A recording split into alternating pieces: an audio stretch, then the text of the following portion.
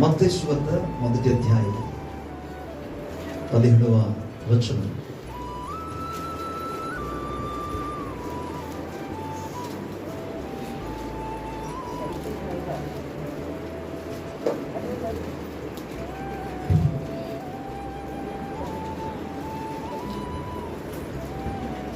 మత్తయి సువార్త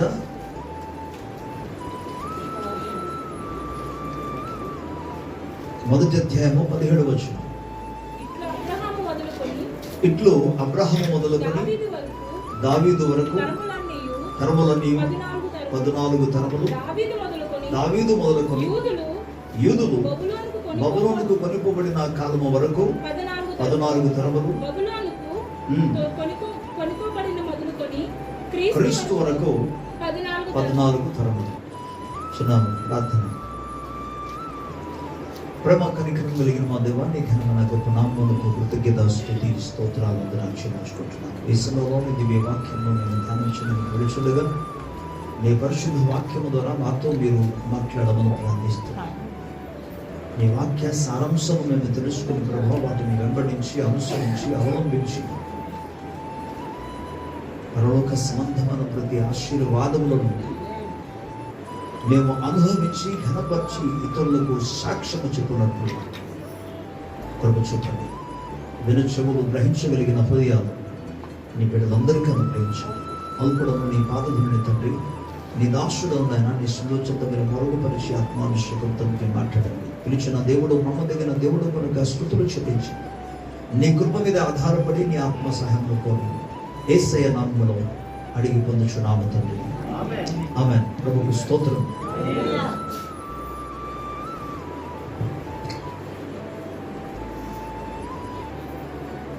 హల్లెలూయా. పిల్లరా, ఈ ప్రత్యేకమైన సమయాన్ని బట్టి, దినాన్ని బట్టి మరోసారి సర్వలోకానికి సృష్టికర్త నా గొప్ప దేవునికి, మనల్ని ప్రేమించి తన అద్వితీయ కుమారుని పంపిన గొప్ప దేవునికి, మన కోసం త్యాగం చేసి భూలోకములకు దిగి వచ్చిన యేసుక్రీస్తు ప్రభువుకి, పరిశుద్ధాత్మ దేవునికి మహిమ, ఘనత, ప్రభావములు యుగ యుగములు తరతరములు కలుగునుగాక. ఈ సంవత్సరంలోక ఆఖరి వారమైన ఆదివారం దినాన్న తండ్రి అయిన దేవుని నుండి, మన ప్రభువైన యేసుక్రీస్తు నుండి మీ అందరికీ కృపయు సమాధానము కలుగునుగాక. ఈరోజు మరోసారి దైవ వాక్యంలో నుండి, ఈ మత్తయి సువార్తలో నుండి కొన్ని వంశావళిని గురించి మీకు చెప్పడానికి మీ ముందు సిద్ధపడి నిలబడి ఉన్నాను. ఈ 17వ వచనంలో 3 భాగాలు వచ్చేసి 14 తరాల గురించి చెప్పబడింది. ఈ 14 తరములు ఎక్కడి నుండి ప్రారంభం చేశాడంటే, మత్తయి సువార్తలో అబ్రహాము నుండి ప్రారంభం చేశాడు. అబ్రహాము నుండి దావీదు వరకు 14 తరము, దావీదు నుండి ఇశ్రాయేలు ప్రజలు బబులోనుకు కొనుక్కోబడే వరకు, అంటే చెరగ కొనుక్కోబడే వరకు 14 తరము. అలాగే ఇశ్రాయేలు ప్రజలు బబులోను దేశములకు చెరగ కొనుక్కోబడినది మొదలుకొని యేసు క్రీస్తు వరకు 14 తరము. దేవునికి స్తోత్రం కలుగును. ఈ మాటల్లో మనం ధ్యానం చేస్తే యేసుక్రీస్తు ప్రభువును మొదటి విషయం మనం గమనించాలి, ఆయన అబ్రహాము సంతానము. ఓకే, యేసుక్రీస్తు ప్రభువారు అబ్రహాము యొక్క సంతానములో నుండి వచ్చినవాడు. అందుకు లేఖన భాగం మనకి ఏం చెప్తుందంటే, ఎందరైతే యేసుక్రీస్తు ప్రభువును సొంత రక్షకునిగా ప్రభువుగా అంగీకరించారో వారిని కూడా ఇతడు కూడా, లోకస్వార్త 19 చూస్తాం, ఇతడు కూడా అబ్రహాము సంతానమే. విశ్వాస మూలముగా పుట్టిన వాళ్ళందరూ కూడా అబ్రహాము సంతానం. వాగ్దానము చేయబడి ప్రతిష్ఠించబడిన, ఆశీర్వదించబడిన వంశములో నుండి వచ్చిన వాడు అబ్రహాం. ఆ ఆశీర్వదించబడిన వంశములో నుండి వచ్చాడు దావీదు. ఆ ఆశీర్వదించబడిన వంశంలో నుండి వచ్చారు ఇశ్రాయేలు ప్రజలు.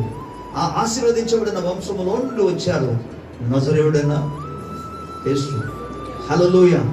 అంటే యేసుక్రీస్తు ప్రభువారి యొక్క జననమును గూర్చిన యొక్క ప్రతి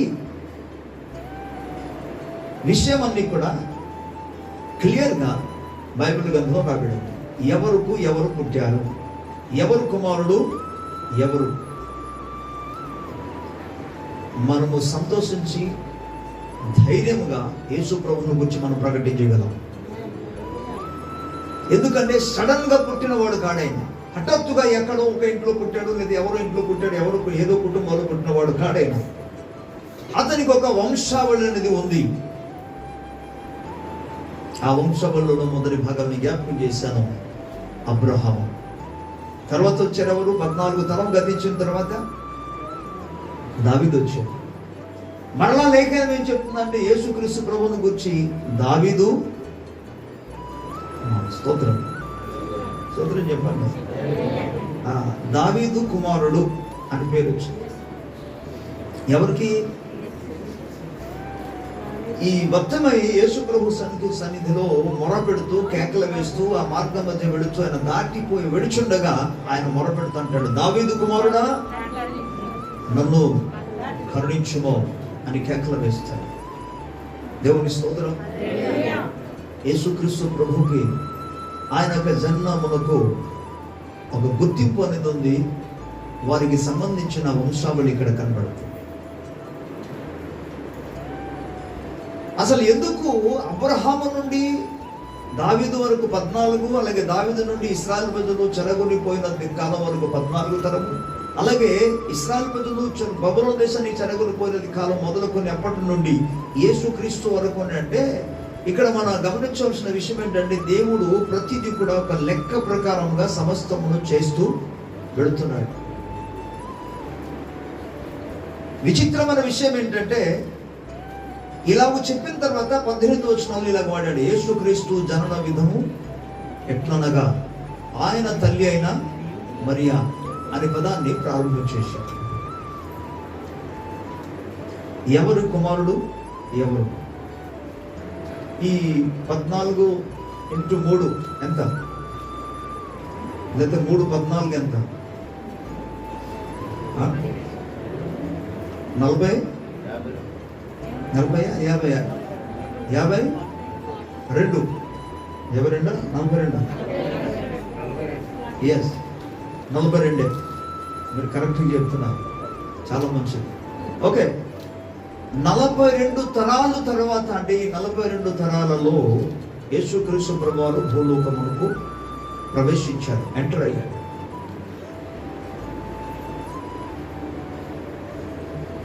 యేసుక్రీస్తు ప్రభు ఎప్పుడు పుట్టారు?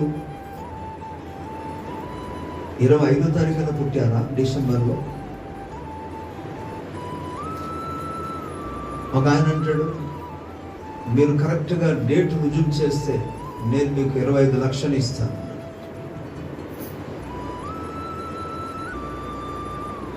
డేట్ గురించి అంతగా మనకు తెలియదు, ఎందుకంటే బైబిల్లో రాయబడలేని వాటి కొరకు మనము తర్కము చేయడం అజ్ఞానం. రాయబడిన వాటిని గురించి మాత్రం మన ఆలోచన చేయాలి.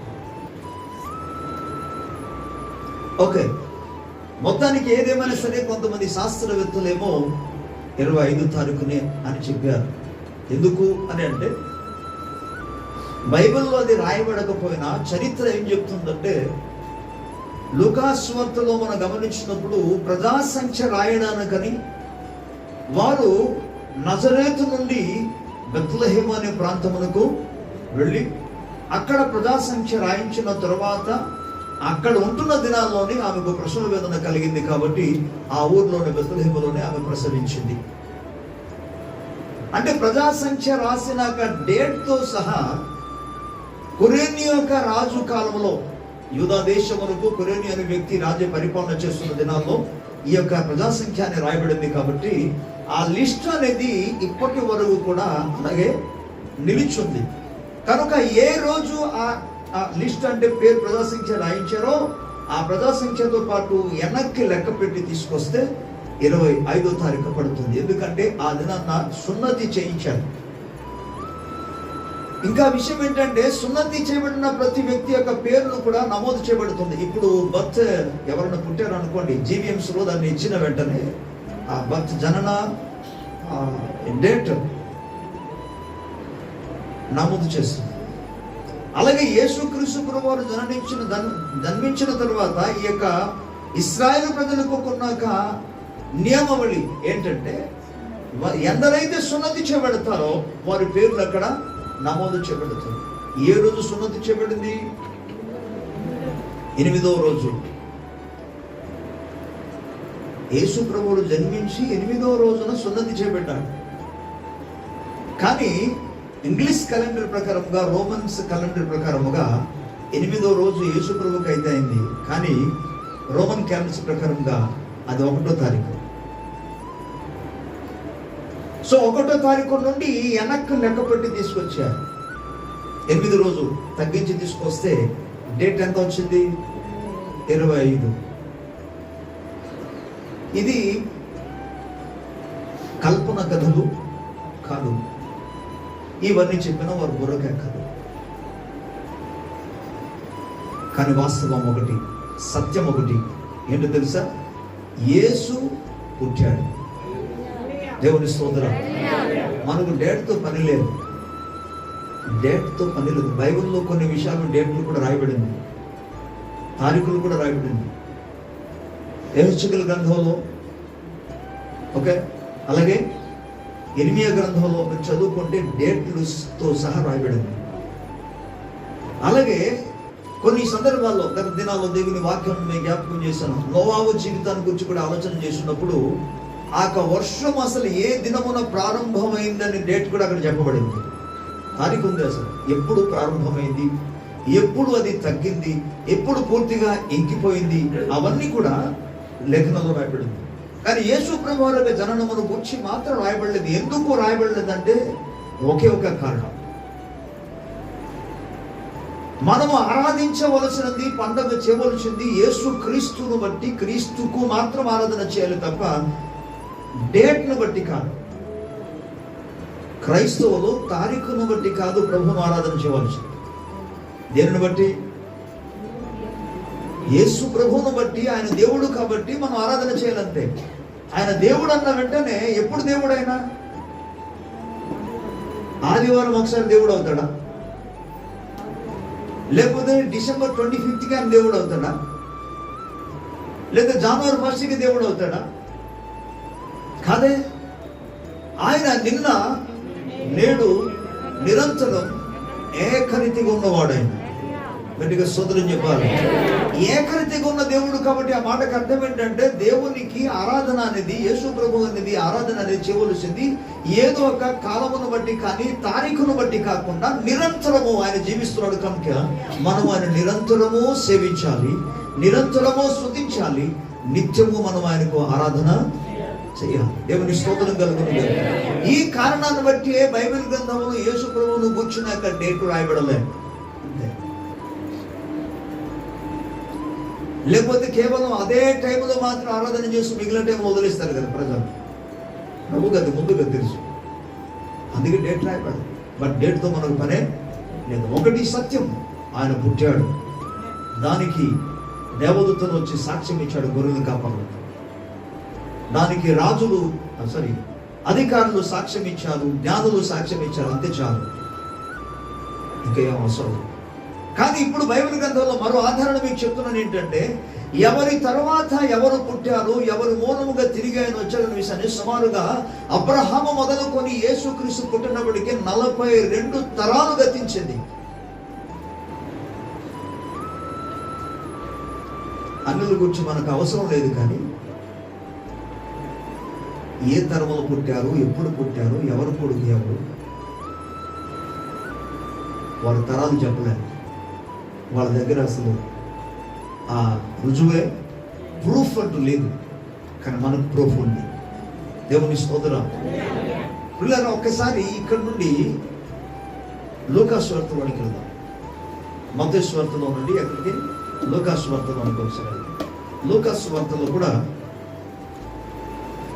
అద్భుతమైన మాటలు ఇక్కడ మనకు కనబడుతుంది.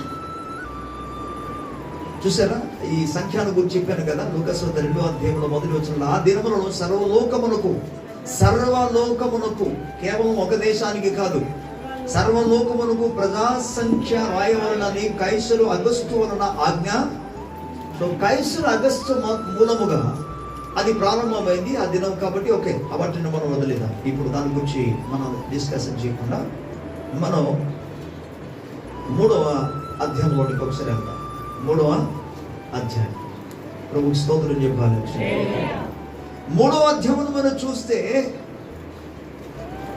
మత్తయి సువార్తలో కేవలము 42 తరాలు అనగా అబ్రహాము మొదలుకొని మాత్రం తెలియజేశాడు, యేసుక్రీస్తు వరకు తీసుకొచ్చాడు. కానీ లూకా సువార్తలో లూకా ఒక వైద్యుడు కాబట్టి ఆయన సమస్తాన్ని పరిశీలన చేసి పరీక్షించుకున్న తర్వాత, పరిశోధించిన తర్వాత అది నిజమును గ్రహించి ఆయన యేసుక్రీస్తు ప్రభువును ముందు నమ్ముకొని ఆ తర్వాత రాజులకు కూడా లెటర్ రాశాడు. లూకా సువార్త 1వ అధ్యాయంలో మనం చదువుకుంటే ఆయన ఎవరికి రాస్తుందంటే, ఆ దినములలో రాజ్య పరిపాలన చేస్తున్న ఇశ్రాయేలు దేశం యూదా రాజ్యమును పరిపాలన చేస్తున్న థియోపీలా అనే ఒక వ్యక్తికి ఆయన రాయడం మొదలు పెట్టాడు. అదే లూకా సువార్త తన కోసం రాశాడు. యాక్చువల్లీ అది తనకు అడ్రస్ చేస్తూ రాశాడు. ఈయన ఏమని రాస్తున్నాడంటే, వైద్యులకి అన్ని చెప్తే నమ్మేవాడు కాదు, వాడు పరిశీలన చేసి నమ్ముకుంటాడు. కాబట్టి యేసు జననము వాస్తవమని, సత్యమని, అది లేఖనానుసరమైనదని దేవుని బిడ్డను చెప్తున్న మాట, యూదులు చెప్తున్న మాట, అది వాస్తవమనే సత్యాన్ని ఆయన రూఢిపరిచాడు. ఆయన ప్రభుకి స్తోత్రం కలుగును గాక. కానీ లూకా రాస్తున్నది మత్తయి రాసిన దానికంటే ఇంకా మించి రాశాడు. అదేం తెలుసా? అందరూ శ్రద్ధగా ఉన్నారు, తలపైకొస్తాను. ఆయన రాసింది ఏంటంటే, అబ్రహాము నుండి ఇంకా వెనక్కు తీసుకెళ్ళాడు. అబ్రహాము నుండి నోహావు దగ్గరికి కూడా వెళ్ళాడు. నోవాహు నుండి ఇక నోవాహు తర్వాత కూడా ఉన్న వ్యక్తి దగ్గరికి వెళ్ళాడు. అంటే చెప్పాలంటే ఆది కాండము 1వ అధ్యాయంలో దేవుడు 26వ వచనంలో, రండి మనము మన పోలికలో నరులను సృజించుదామని ఎవరి గూర్చి అయితే ప్రకటించారో, రాయబడిందో, తెలియబడిందో, అక్కడ 2వ అధ్యాయంలో ఉన్నాక ఆదాము మొదలుకొని ప్రారంభం చేశాడు ఆయన. దేవుని స్తోత్రం. ఏమండి, దేవుడు ఆది యందు నరులను సృజించిన తర్వాత ప్రత్యేకంగా ఆదామును గురించి రాయబడింది. ఆదాము మొదలుకొని ఆదాము కుమారుడు ఇక ఎవరు? ఆదాము కుమారుడు సేతు, ఎనోసు. మీరు గమనించండి, ఆదాము కుమారుడు మొదలుకొని, అంటే మీరు అంటారు ఇప్పుడు హెబెలు తర్వాత కయీను ఉన్నారు కదా అని. నో, కయీను తప్పు చేసిన, హెబెలు చనిపోయాడు. వాళ్ళ తమ్ముడిని చంపేశాడు కయీను. కనుక కయీను ఒక మూర్ఖుడుగా, నరహంతకుడుగా మారిపోయాడు. కాబట్టి తన రేస్, అతని వంశావళిని గురించి ఇక స్టాప్ అయిపోయింది. అక్కడ దైవికమైన కార్యం జరగడానికి ఒక పాత్రగా ఆయన ఉండలేకపోయాడు, అతను చేసిన నరహంతను బట్టి. అందుకే అబ్రహాము మరొక కుమారుడు, అబ్రహాము కాదు, ఆదాము మరొక కుమారుడిని కన్నా. ఇక్కడ కొత్త ఒకసారి చూపిస్తాను. ఆది కాండం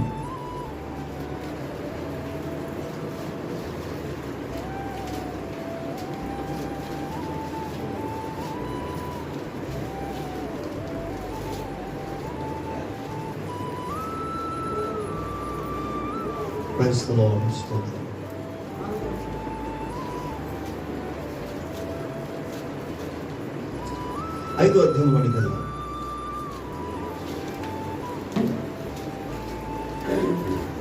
5వ అధ్యాయం 1వ వచనం నుండి నేను చదువుతాను. ఆదాము వంశవళి గ్రంథము ఇది. దేవుడు ఆదమును సృజించిన దినమున దేవుని పోలికగా అతని చేసెను, మగవాని గాను ఆడదాని గాను వారిని సృజించి, వారు సృజింపబడిన దినమున వారిని ఆశీర్వదించి వారికి నరులని పేరు పెట్టింది. ఆదము 130 ఏండ్లు బ్రతికి తన పోలికగా తన స్వరూపమున కుమారుని కని అతనికి షేతు అను పేరు పెట్టింది. చూడండి, ఇక్కడ వంశపల దగ్గరికి వచ్చినప్పటికి ఏ పేరు వచ్చింది?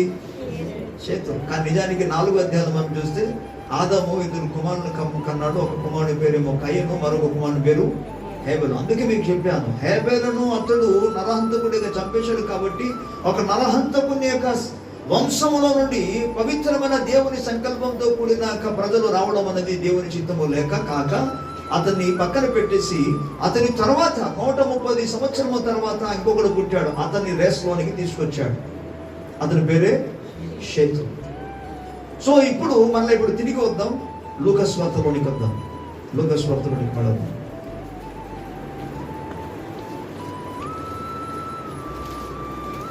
3వ అధ్యాయంలో 23వ వచనం నుండి ఇలాగ రాయబడింది. దయచేసి మీరందరూ కూడా కొద్దిగా ఓపికతో వినాలి, ఎందుకంటే నేను పేర్లన్నీ చదవబోతాను. 23వ వచనం. యేసు బోధింప మొదలుపెట్టినప్పుడు ఆయన దాదాపు 30 ఏళ్ళు గలవాడు. ఆయన యోసేపు కుమారుడని ఎంచబడింది. యోసేపు హేలికి, హేలి మత్తతుకు, మత్తతు లేవికి, లేవి మెల్కికి, మెల్కి యన్నకు, యన్న యోసేపుకు, యోసేపు మత్తీయుకు, మత్తీయు ఆమోసుకు, ఆమోసు నాహోముకు, నాహోము ఎస్లికి, ఎస్లి నగ్గాయికి, నగ్గయి మయతుకు, మయతు మత్తతీయకు, మత్తతీయ సిమియకు, సిమియా యోసేకుకు, యోసేకు యోదాకు, యోద యోహన్నకు, యోహన్న రేసకు, రేస జెరుబ్బాబెలుకు, జెరుబ్బాబెలు సైల్తీయులకు, సైల్తీయులు నేరికి, నేరి మెల్కికి, మెల్కి అద్దికి, అద్ది కోసాముకు, కోసము ఎల్మాదముకు, ఎల్మదాము ఏరెకు, ఏరే యెహోషువకు, యెహోషువ ఎలియజరుకు, ఎలియజరు యోరిముకు, యోరిము మత్తతుకు, మత్తతు యోసేపుకు, లేవికి, లేవి సిమియోనుకు, సిమియోను యూదకు, యూదా యోసేపుకు, యోసేపు యోనాముకు, యోనాము ఎల్యాకీముకు, ఎల్యాకీము మెలేయకు, మెలేయ మెన్నకు, మెన్న మత్తతకు, మత్తత నాతానుకు, నాతాను దావీదుకు, దావీదు ఎస్ఐకి, ఎస్ఐ ఒబేదుకు, ఒబేదు బోయాజుకు, బోయాజు సల్మానుకు, సల్మాను నయస్సుకు, నయస్సునకు, నయస్సును అమ్మినాదబుకు, అమ్మినాదబు ఆరాముకు, అరాము ఎస్రోముకు, ఎస్రోము పెరెసుకు, పెరెసు యూదకు, యూద యాకోబుకు, యాకోబు ఇస్సాకుకు, ఇస్సాకు అబ్రహాముకు. ఇక్కడి వరకు మనకు కనబడుతుంది ఎవరు అని అంటే 42 తరాలు. కానీ బైబిల్ గ్రంథంలో మత్తయి సువార్తలకు లూకాసు వార్తలకు తేడా ఏంటంటే, ఇక్కడ మనం చదువుకున్నాం ఏంటంటే నాతాను దావీదుకు పుట్టాడు అంటాడు. అంటే దావీదు కుమారుడు ఎవరు? లూకాసు వార్త ప్రకారముగా దావీదు కుమారుడు నాతాను. ఇక్కడ చెప్పండి, మరి ఆధ్యాత్మికమైన దావీదు కుమారుడు యేసు అక్కడికి వెళ్ళిపోదు. ప్రజెంట్ ఇక్కడ ఉన్న వాటిని మనం చూసుకుంటున్నాం. ఓకే, ఇక్కడ నాతాను అని ఉంది. అదే లేఖనాన్ని మీరు మత్తయి సువార్తకి వెళితే దావీదు కుమారుడు సొలొమోను అని రాయబడి ఉంటుంది.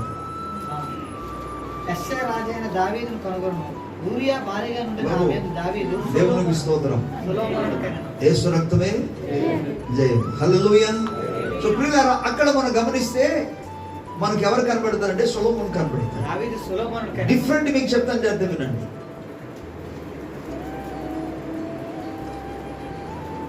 ఇక్కడ యోసేపు తరమని వచ్చింది. ఇక్కడ మరియ పేరు రాయబడలే. యోసేపు కుమారుడిని ఎంచబడేను అనే పదం రాయబడింది కదా. అంటే దావీదు వంశము నుండే వచ్చిన వాడు ఎవరు? యేసు ప్రభువుని గురించి కాదు, పక్కన పెడతాం. జస్ట్ తర్వాత ఆ పదానికి అర్థం ఏంటంటే పక్కన పెట్టినట్టు వదిలేమని కాదు అర్థం.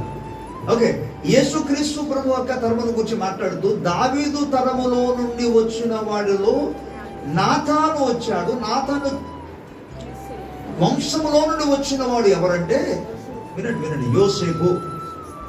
హలో, కొద్దిగా వంశావళి కాబట్టి జాగ్రత్తగా చూసుకోండి. ఓకే, మరలా చెప్తున్నాను, దావీదు కుమారుడు నాతాను. నాతాను వంశములలో నుండి వచ్చిన వాడి పేరు యోసేపు. ఈ యోసేపునకు మరియకు ప్రధానము చేయబడింది. ఓకే, మత్తయి సువార్తలోనికి వెళితే దావీదు కుమారుడు సొలొమోను కనబడతాడు. అక్కడ సొలొమోను వంశంలో నుండి వచ్చింది. అక్కడ గోత్రం, వంశావళి. ఆ సొలొమోను గోత్రం నుండి వచ్చిన వారు ఎవరు అనుకుంటారో తెలుసా? అక్కడ మీకు కనబడుతుంది ఎవరంటే మరియా. ఇంకోసారి చెప్తాను, దావీదు కుమారుడు నాతాను, నాతాను వంశములో నుండి వచ్చిన వాడు యోసేపు. అలాగే మరలా దావీదు కుమారుడు సొలొమోను, సొలొమోను వంశములో నుండి పుట్టిన వారు ఎవరంటే మరియా. అంటే వీరిరువురు కూడా దావీదు వంశంలో నుండి వచ్చిన వాడు. దేవుని స్తోత్రం. సో అక్కడ 14 తరాల గురించి తెలియజేస్తే, లూకా సువార్తలో అబ్రహాము వరకు తీసుకొచ్చిన తర్వాత ఇంకా అబ్రహామును దాటి ఇంకా వెళుతున్నాడు. ఇప్పుడు మనం చదువుదాం. రైట్, ప్రభుకి స్తోత్రం చెప్తాం. హల్లెలూయా.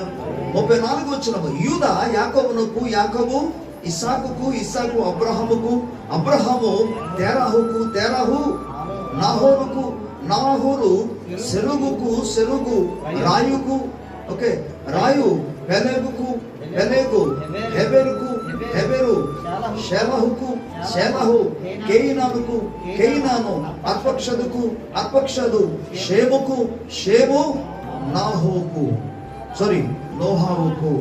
ఇక్కడ వరకు వచ్చిందండి నోహా. ఓకే, అంతలో ఆగిపోయిందా? ఈ నోహవు కాలంలో జలప్రళయం వచ్చింది, మొత్తం ప్రపంచం అంతా నాశనమైంది. ఈ ముగ్గురు కుమారుడు ద్వారా నోహ కుమారుడు పేరు షేము, హాము, యాఫెతు. వీరు ముగ్గురు కుమారుల ద్వారా ఇప్పుడు ప్రపంచంలో ఉన్న ప్రజలందరూ కూడా ముగ్గురు కుమారుల నుండి వచ్చిన వారే. 14వ అధ్యాయానికి వచ్చిన తర్వాత భాష తారుమారైంది కాబట్టి ఇక ప్రజలందరూ కూడా ప్రపంచంలో ఆయా ప్రాంతానికి, ఆ స్థలంలోనికి, ఆయా దేశంలోనికి చెల్లాచెదరైపోయారు. ఇవన్నీ కూడా ఏమాత్రం కల్పన కథ కానే కాదు. అగైన్ దేవుని వాక్యం ఏమంటుందో మనం చూద్దాం. దేవుని స్తోత్రం కలుగునుగా. హల్లెలూయా, హల్లెలూయా.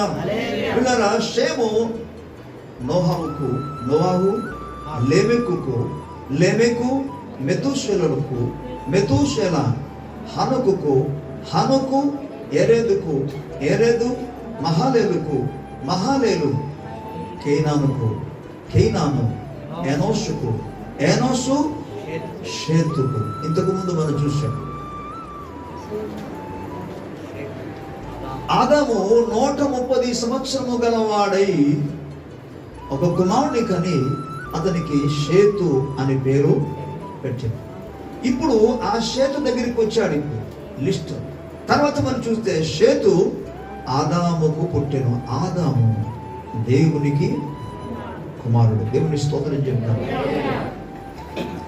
యేసుక్రీస్తు ప్రభువారి యొక్క జనన వంశావళి చెప్పడానికని డైరెక్ట్ గా యేసు ప్రభు నుండి పూర్తిగా ఆదాము కూడా లిస్ట్ వెళ్ళిపోయింది. 3-4 తరాల పేర్లే కొంతమందికి తెలియదు. ఇప్పటి కాలంలో ఏం జరుగుతుందంటే, క్యాస్ట్ సర్టిఫికేట్ కావాలంటే మీ తాతగారు కానీ మీ ముత్తాత గారు కానీ లిస్ట్ తీసుకురావాలి. వాళ్ళ పేరులో ఉన్న, ఆస్తిలో ఉన్న ఏదైనా ఏంటంటారు ఆ నంబర్స్ అనేది తీసుకొస్తే అప్పుడు మీకు ఇవ్వబడుతుంది. లేకపోతే మీరు ఏ గోత్రానికి చెందిన వాళ్ళు మనకి తెలియదు కాబట్టి మీకు ఇవ్వబడదు అంటున్నారు. ఎన్ని తరాలకి? 2-3 తరాలకి. ఇప్పటి వరకు కూడా చాలా మంది తలకిందలేకపోతున్న గొప్ప విషయం ఏంటంటే, చాలా మందికి వాళ్ళు పుట్టిన తేదే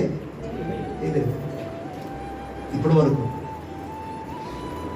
ఎప్పుడు పుట్టారు అని అంటే, అమావాస్యకు పుట్టారు, లేదా పౌర్ణిమ నాడు పుట్టారు. ఆ రోజు దసరా పండుగ అయిన తర్వాత, అది 2 రోజుల తర్వాత పుట్టారు అంటే డేట్ అనేది తెలుస్తుంది.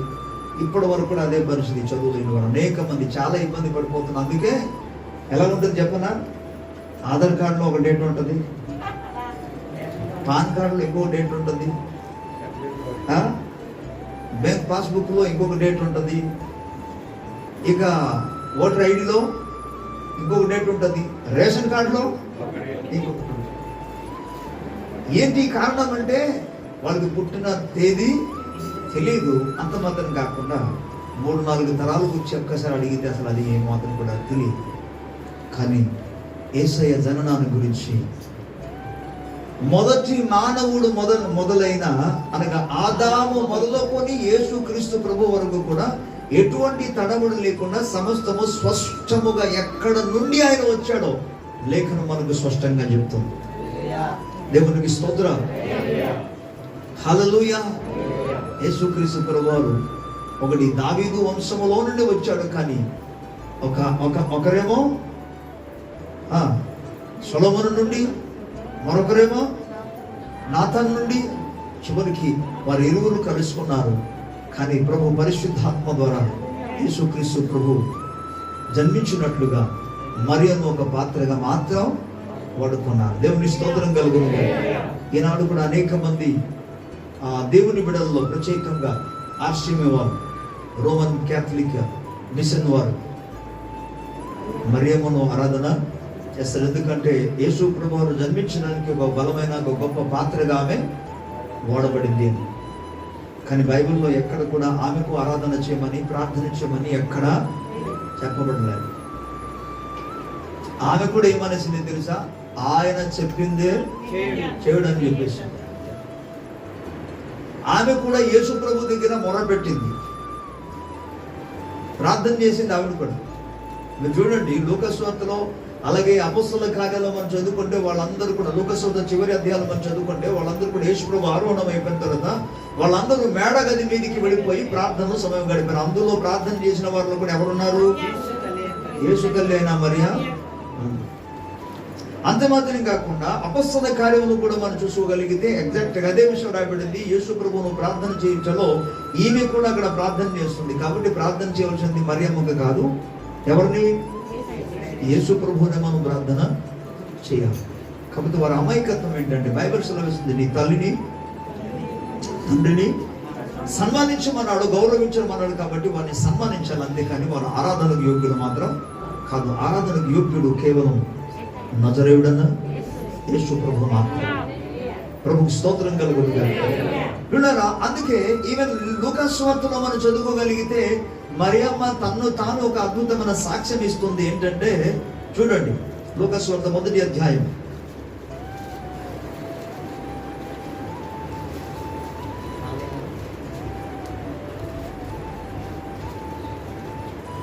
లూకాసు వార్త 1వ అధ్యాయం 46వ వచనం. అప్పుడు మరియ ఇట్లనెను, నా ప్రాణము ప్రభువును ఘనపరచుచున్నది, ఆయన తన దాసురాలి దీన స్థితిని కటాక్షించెను. నా ఆత్మ నా రక్షకుడైన దేవుని యందు ఆనందించెను. సర్వశక్తిమంతుడు నాకు గొప్ప కార్యములు చేసెను గనుక, ఇప్పుడు వినండి ఈ పదం, ఇది మొదలుకొని అన్ని తరముల వారును నన్ను ధన్యురాలు అందురు, ఆయన నామము పరిశుద్ధము. దేవుని స్తోత్రం కలుగునుగా. ఆమె స్పష్టంగా ఒక పదం వాడింది ఏంటంటే, ఇది మొదలుకొని అన్ని తరముల వారందరూ కూడా నన్ను ధన్యురాలు అందురు అని చెప్పారు. ఆమె ఆరాధిస్తారని కానీ ప్రార్థన చేస్తారని చెప్పలేదు. కనుక మరియ ధన్యురాలు. దేవునికి స్తోత్రం కలుగునుగా. కానీ మరియ కంటే కొంతమంది ధన్యులు ఉన్నారని యేసు ప్రభువే చెప్పారు. మరియ కంటే కూడా ధన్యులు ఉన్నారు. ఇది మొదలుకొని అన్ని తరముల వారు ఆమెకు ధన్యురాలని చెప్తారు. అది ఉంటుండగా మరియ కంటే కూడా ధన్యులు కొంతమంది ఉన్నారు, ధన్యురాలు కూడా ఉన్నారు. వాళ్ళెవరో తెలుసా? ఓ సందర్భాలు యేసుక్రీస్తు ప్రభు వారు ప్రసంగాలు చేస్తూ రోగులను స్వస్థపరచు దేవుని వెలగొడుచుండగా కొందరు వచ్చి అన్నారు, ఆహా, నిన్ను కన్న తల్లి ధన్యురాలయ్య. ఆ మాటలను బట్టి, ఆయన ఇచ్చిన బోధనను బట్టి, ఆయన చేసిన అద్భుతాలను బట్టి యేసు ప్రభు అన్నారు, మరియమ్మ కాదు ధన్యురాలు, నా ఎద్దుకు వచ్చి ఎవరైతే నా మాటలు విని నా ఆజ్ఞలను నేను చెప్పిన వాటిని అనుసరిస్తాడో వారు ధన్యులు అన్నారు. దేవుని స్తోత్రం. ఇప్పుడు మరియ కంటే కూడా ఎవరు ధన్యులు? ధన్యులు. దేవుని మాటలు వినవారు ధన్యులు. వినవారు మాత్రం కాదు, విని వాటిని అనుసరించిన వారు, కైకొన్నవారు, వాళ్ళు ధన్యులు. ప్రభువు స్తోత్రం కలుగుతుంది. ఓకే, మనం కూడా చూద్దాం ఆ పాయింట్. సో యేసుక్రీస్తు ప్రభు వారి యొక్క జననం ఎక్కడి నుండి? ఆదాము నుండి. అందరూ చెప్పాలి, ఆదాము నుండి. ప్రతి దానికి కూడా క్లియర్గా స్పష్టముగా పరిశుద్ధాత్మ దేవుడు తెలియజేస్తున్నాడు. ఎవరెవరికి పుట్టారు ఏంటని, ఎవరి మూలంగా యేసు ప్రభువు వచ్చాడు. భారతదేశంలో అనేక మంది దేవుళ్ళు అనబడుతున్న వారు, దేవతలు అనబడుతున్న వారు ఉన్నారు. వారు పుట్టుకతో సహా కానీ, వారి డేట్లు కానీ, వాళ్ళ పేర్లు రాదు, ఇంకేం చెప్తారు. చెప్పగలిగిన సత్తా ఎవరికి లేదు. కానీ యేసు ఎక్కడి నుండి వచ్చాడో మనం చెప్పడానికి మనకు ఆధారాలు ఉన్నాయి. దేవుని స్తోత్రం కలుగుతుంది. ఆ యేసు ఆదాము మొదలుకొని అక్కడి నుండి ప్రారంభమై నోవాహు వరకు, నోవాహు నుండి అబ్రహాము వరకు, అబ్రహాము నుండి దావీదు వరకు, దావీదు నుండి బబులోను దేశమునకు చెరగొని పోయే వరకు, ఇశ్రాయేలు ప్రజలు ఆ బబులోను దేశానికి చెరగొని పోయినది మొదలుకొని క్రీస్తు వరకు. ప్రభుకు స్తోత్రం. అండ్ దెన్ అప్పుడు అంటాడు ఏమని, యేసుక్రీస్తు ప్రభు వారి జనన విధానం ఇలాగ జరిగింది అని ప్రారంభం చేస్తారు. యేసయ్య ఒక సామాన్యమైన మానవునిక పోలిక మనిషి రూపమును ధరించుకొని ఈ లోకమునకు ఆయన వచ్చి సత్యాన్ని ఆయన నేర్పించాడు, సత్యాన్ని ఆయన బోధించాడు, ప్రేమను ఆయన తెలియజేశాడు. క్రిస్మస్లో మనం చేయగలిగినంత అన్నిటికంటే ముఖ్యమైనది ఏంటంటే సత్యము చెప్పడం, క్రీస్తు ప్రేమను కనపరచడం. ఇది చాలా ప్రాముఖ్యమైనది. ఎందుకంటే ప్రేమ లేనివాడు దేవుణ్ణి ఎరుగడు, ఆత్మ లేనివాడు అని పదాన్ని వాడాడు, అది వేరు. ప్రేమ లేనివాడు దేవుణ్ణి ఎరగలేదు అసలు. ఏ ప్రేమ ఇది? దైవికమైన ప్రేమ, శాశ్వతమైన ప్రేమ, బదులాశించని ప్రేమ, కొలత లేని ప్రేమ. ఈ ప్రేమను గురించి మనం బాగా చదువుతాం, బాగా వింటాం, బాగా చెప్తాం. కానీ అది ఏం చేయాలి? మనం అనుసరించాలి. దేవుడు లోకాన్ని ప్రేమిస్తున్నాడని చెప్పడానికే యేసు ప్రభువు లోకానికి వచ్చాడు. ఆయన ప్రేమించడం ద్వారా ఏమి చేశాడో వాటిని ప్రత్యక్షపరచడానికి యేసు ప్రభువు లోకానికి వచ్చాడు. ఆ ప్రేమ ఇంకా నువ్వు అర్థం చేసుకోలేని పరిస్థితుల్లో ప్రపంచం ఉంది. నీవు నేను క్రీస్తు యొక్క జననమును గూర్చి జ్ఞాపకం చేసుకుంటుండగా ప్రభువును గూర్చి మనం ప్రచురము చేయవలసిన బాధ్యత నీ మీద, నా మీద, మన అందరి మీద ఉంది. మనం కేవలం క్రిస్మస్ పండుగ ఇలాగా వచ్చింది అన్నప్పుడు నూతన వస్త్రాలు ధరించుకొని సంతోషంగా దేవాలయానికి వచ్చేసి ఆరాధన చేసి వెళ్ళిపోవడం కాదు. గొర్రెల కాపర్లు ఆరాధన చేసి నోరు మూసుకొని వెళ్ళిపోలేదు, వాళ్ళు ప్రచురం చేశారు. యేసు జననమును గూర్చి ప్రచురం చేశారు. ఇది చాలా అద్భుతమైన అవకాశం. కానీ క్రీస్తు ఆయన ఎలాగ పుట్టాడో ఒక మాట మీకు జ్ఞాపకం చేస్తాను. ఇప్పుడు మనం వెళదాం దేవుని పరిశుద్ధ గ్రంథంలో నుండి. అందుకే మీకా గ్రంథంలో 5వ అధ్యాయం 2వ వచనంలో ఏమని రాయబడిందంటే, బెత్లెహేమ ఎఫ్రాతా, యూదా పట్టణములలో, యూదా గ్రామంలో నువ్వు స్వల్పమైన గ్రామమైనను ఇశ్రాయేలు వారిని ఏలగోవు ఒక గొప్పవాడు నీలో నుండి పుట్టబోతున్నాడు, ఉద్భవించబోతున్నాడు. పురాతన కాలం మొదలుకొని శాశ్వత కాలం వరకు ఆయన ప్రత్యక్షమవుతున్నాడు. దేవునికి స్తోత్రం. అప్పటి నుండి ఆయన ప్రత్యక్షమవుతున్నాడు అంటే పురాతన కాలం నుండి, పురాతన కాలం అంటే ఆది నుండి దేవుడు ప్రత్యక్షమయ్యాడు.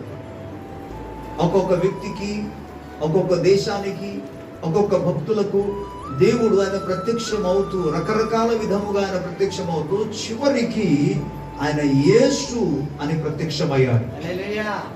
ఇప్పుడే నేను వాక్యం చెప్తా మాట చెప్పాను. Jesus Christ is the updated God. Updated God. యేసుక్రీస్తు అప్డేట్ చేయబడిన ప్రభు అయిన దేవుడు ఆయన. మీకేమర్థమైంది? అప్డేటెడ్ గాడ్ అని చెప్పాను మీకు. అప్డేట్ కాకపోతే చాలా ప్రమాదం. ఇక బ్యాంక్ పాస్బుక్ అనుకోండి, బ్యాంక్ బుక్ అనుకోండి, నువ్వు అక్కడ నుండి నీకు 50,000 ఉంటే అక్కడ 40,000 తీసేసి అప్డేట్ చేయకుండా ఇంకా ఎంత ఉంటుంది? 10,000 ఉంటుంది మీకు, కానీ అక్కడ ఎంత ఉంటుంది? మీరు పాస్బుక్ చూస్తే అది అప్డేట్ చేయలేదు కాబట్టి అది 50,000 కనబడదు. అప్డేట్ చేసిన తర్వాత అర్థమైంది ఏంటంటే అక్కడ 50,000 లేదు, 40,000 తీసేశారు, ఇంకా 10,000 మాత్రం మిగిలిందని.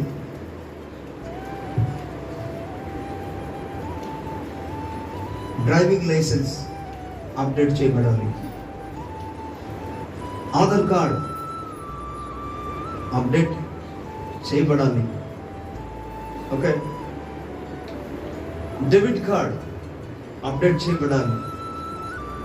అడ్రస్లో కొన్ని మార్పు చెందుతుంటుంది. ఒక స్థలంలో ఉన్న వాటిని మరో స్థలాన్ని కానీ చేయడానికి అవకాశం లేదు. దాన్ని అప్డేట్ చేస్తేనే అవుతుంది. అప్డేట్ చేసినప్పుడు అది చెల్లుతుంది. నేను డెబిట్ కార్డు గురించి, పాన్ కార్డు గురించి, ఓటర్ ఐడి కార్డు గురించి, ఒక రేషన్ కార్డు గురించి మాట్లాడటం లేదు. మీకు అర్థం అవడానికి విషయం చెప్తున్నా. అది అప్డేట్ అయితేనే పని చేస్తుంది, లేకపోతే మాత్రం పని చేయదు. కాబట్టి నేను యేసు ప్రభువుని గురించి చెప్పేది ఏంటంటే ఆయన అప్డేటెడ్ గాడ్, అంటే వెలీడ్ అనమాట.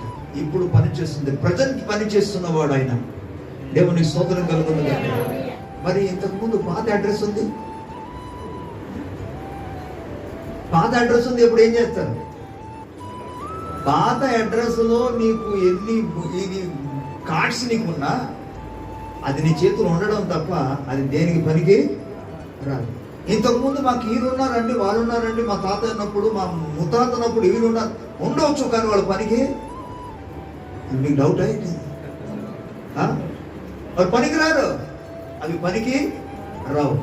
అప్డేట్ చేయబడింది మాత్రం పనిచేస్తారు. దేవుని స్తోత్రం. అలాగూ యేసుక్రీస్తుగా అప్డేట్ చేయబడిన వాడు ప్రభు ఒక్కడే. స్తోత్రం.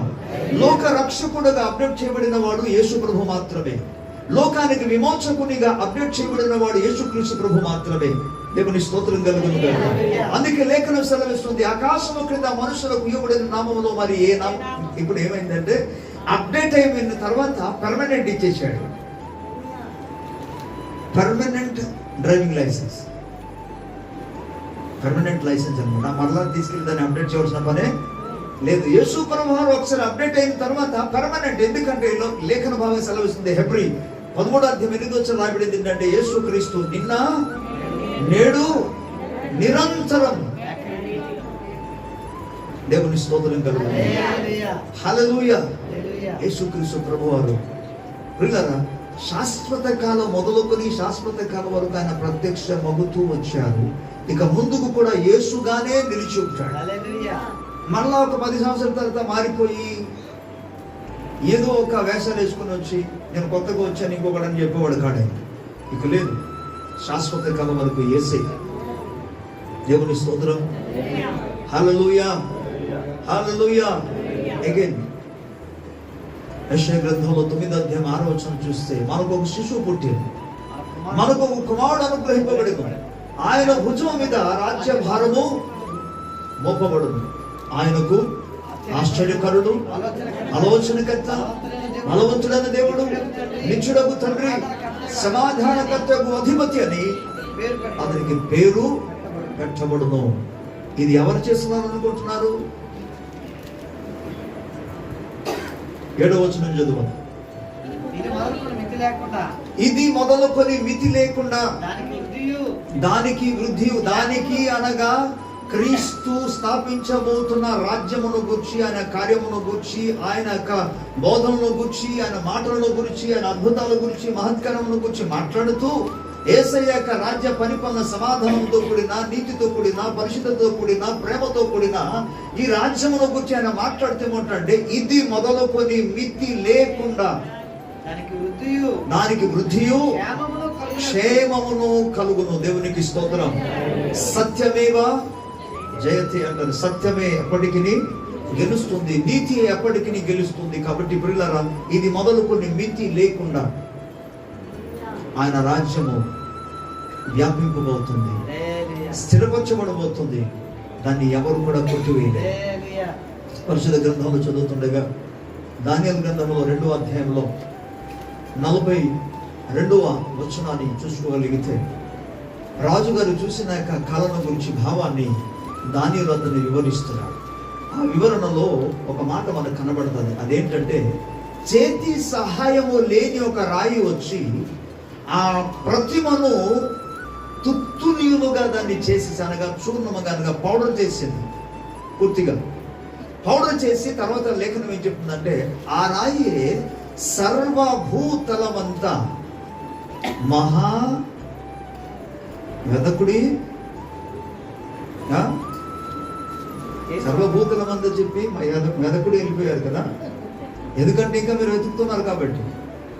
ఓకే, దానియేలు గ్రంథం 2వ అధ్యాయంలో ఎవరికి దొరకలేదా? నాకే దొరుకుతుంది. ప్రభుకు స్తోత్రం చెప్పాలి. హల్లెలూయా, హల్లెలూయా, స్తోత్రం, స్తోత్రం.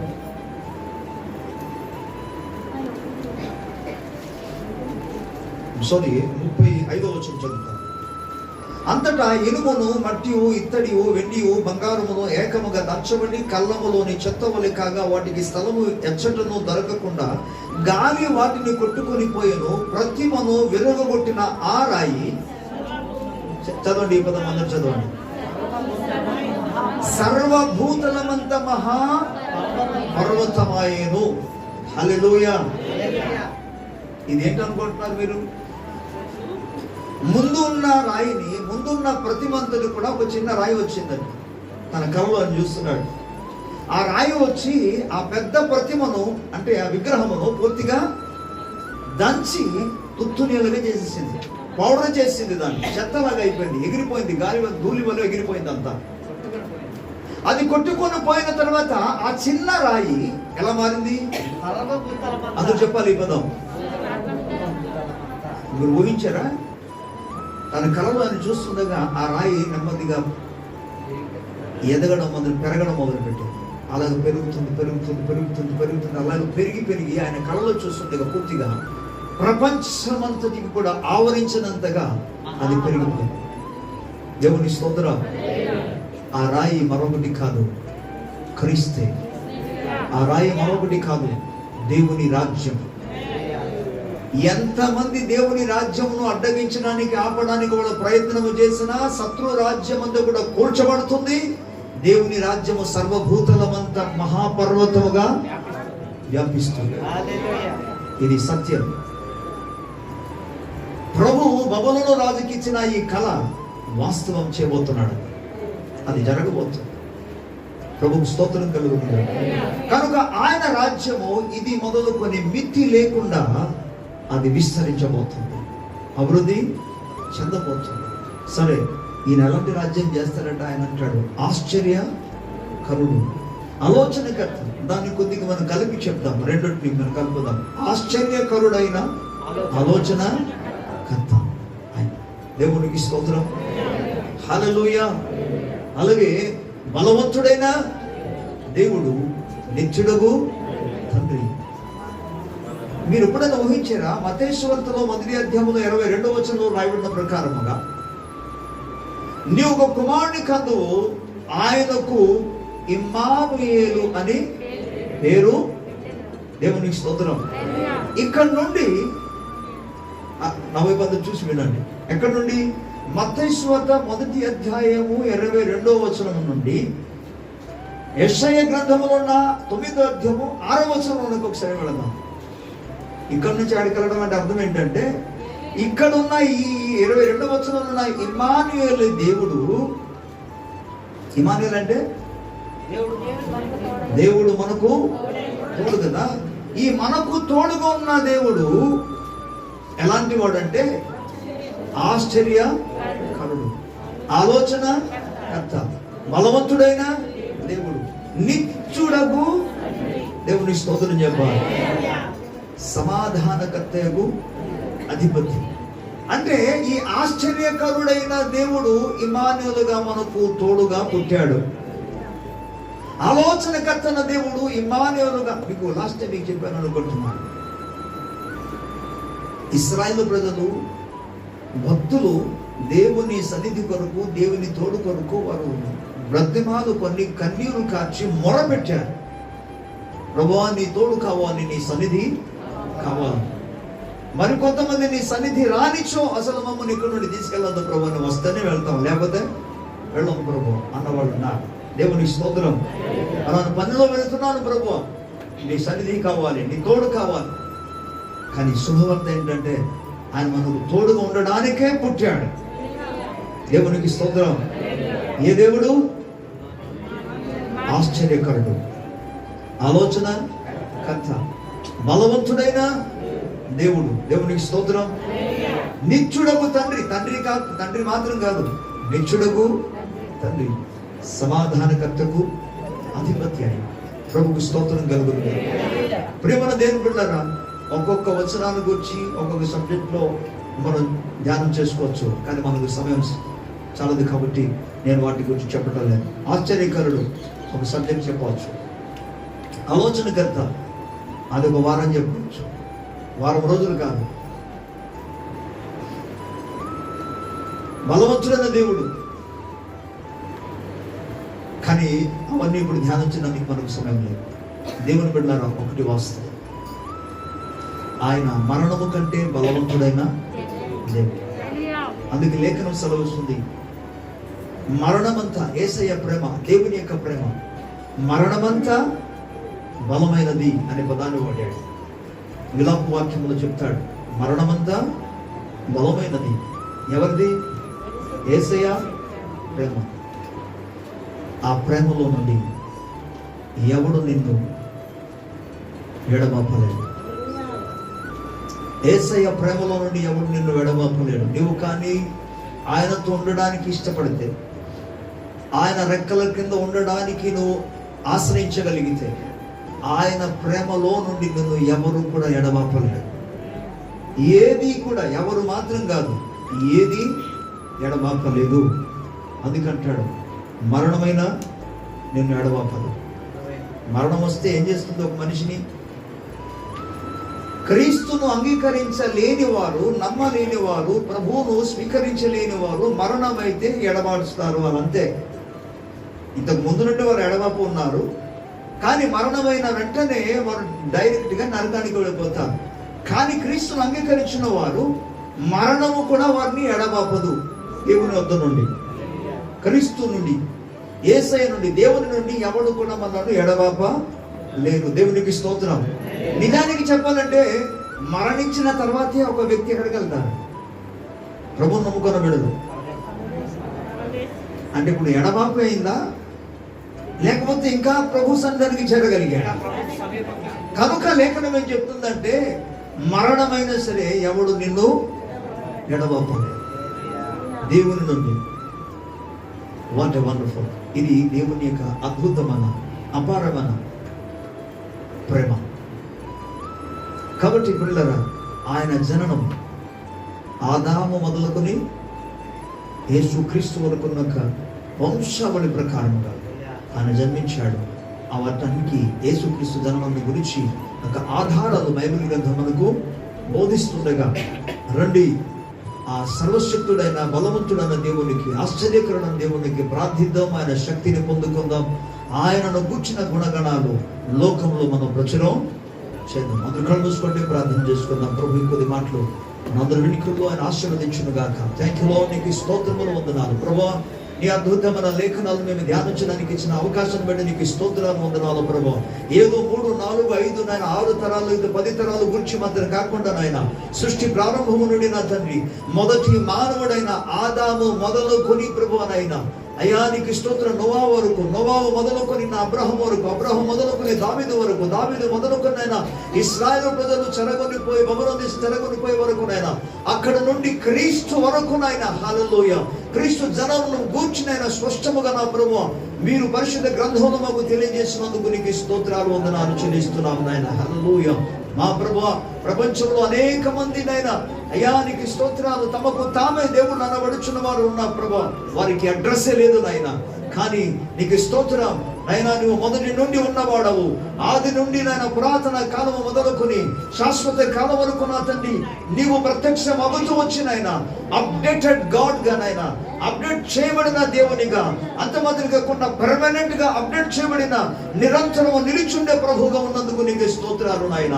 ఈ ఉదయకాల సమయంలో నా తండ్రి నీ యొక్క ఆశ్చర్యమైన ఆలోచన చేత నడిపించమని మేము ప్రార్థిస్తున్నాం. నీ ప్రజల పక్షమున బలవంతుడైన దేవునిగా నిలబడి అద్భుత కార్యాలు ఘనమైన విజయాన్ని మీరు కలుగజేయమని మేము ప్రార్థిస్తున్నాం నాయన. ఎంతమంది అయితే బాధలో నీ నాయన కష్టాల్లో ఉన్నారో వారందరికీ నాయన నిత్యుడగు తండ్రిగా నిలబడి వారి ప్రతి అవసరాన్ని తీర్చమని వేడుకుంటున్నాను నాయన. కలవరాలతో ఉన్న గుండెలలో ప్రభు నాయన, ఓ లార్డ్ గాడ్ మీ యొక్క సమాధానము నాయన అనుగ్రహించిన ఆయన నీవు అధిపతిగా నిలబడి నడిపించమని మేము ప్రార్థిస్తున్నాం. నీ చేతనైన నీ అద్భుతమైన కృపలను మేము అనుభవించి పొందినైనా సంతోషిస్తున్నాయినా నీ గుణ గణమును గురించి మేము ప్రచురము చేసినట్లుగా నాయన నీ ఆత్మశక్తితో ప్రతి ఒక్కరు నింపి నడిపించి మహిమ పొందమని యేసయ్య నామములో వేడుకొనుచున్నాము తండ్రి. Amen. Praise the lord. God bless you. ప్రభువును దీవించును గాక.